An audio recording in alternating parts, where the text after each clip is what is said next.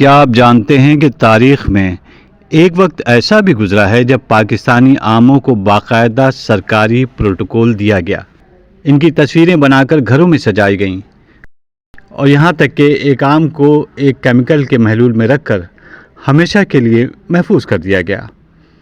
جی ہاں، یہ کہانی ہے چین کے صدر ماؤ زے تنگ اور پاکستان کے ان تاریخی آموں کی جنہوں نے چین میں ایک انوکھا انقلاب برپا کر دیا تھا۔ بات ہے اگست 1968 کی۔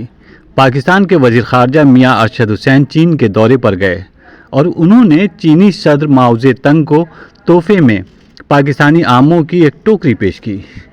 ہمارے یہاں تو آم اس لیے کھائے جاتے ہیں کہ پیٹ بھرے اور نیت نہ بھرے، لیکن چین والوں کے لیے پاکستان کا یہ تحفہ عقیدت کی ایک بالکل نئی اور ناقابل یقین داستان بننے والا تھا۔ بات یہیں ختم نہیں ہوتی۔ ایک آم کو تو باقاعدہ کیمیکل لگا کر شیشے کے جار میں بند کر دیا گیا تاکہ وہ کبھی خراب نہ ہو، اور جب وہ قدرتی طور پر خراب ہونے لگا تو موم کے نقلی آم تیار کیے گئے اور انہیں پورے چین میں تقسیم کیا گیا۔ جہاں عام طور پر آم کھا کر گٹھلی گلی میں پھینک دی جاتی ہے، وہاں چین میں اس آم کے باقاعدہ پوسٹر چھپے۔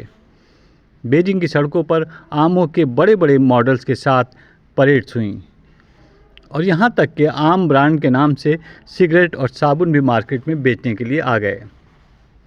اس جنون کا اندازہ اس بات سے لگائیں کہ چین کے ایک دور دراز گاؤں میں جب ایک بیچارے حجام نے موم کے آم کو دیکھ کر سادگی سے کہہ دیا، یہ تو معمولی سا آم ہے، بالکل شکرقندی جیسا لگتا ہے، تو جناب اس معمولی سی بات کو صدر کی توہین سمجھا گیا اور اس غریب حجام پر مقدمہ چلا اور اسے سزائے موت دے دی گئی۔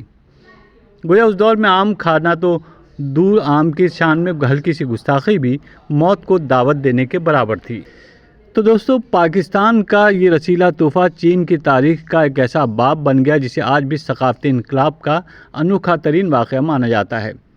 اگلی بار جب آپ انور اٹول، لنگڑا یا چوسا کھائیں تو ذرا احترام سے کھائیے گا۔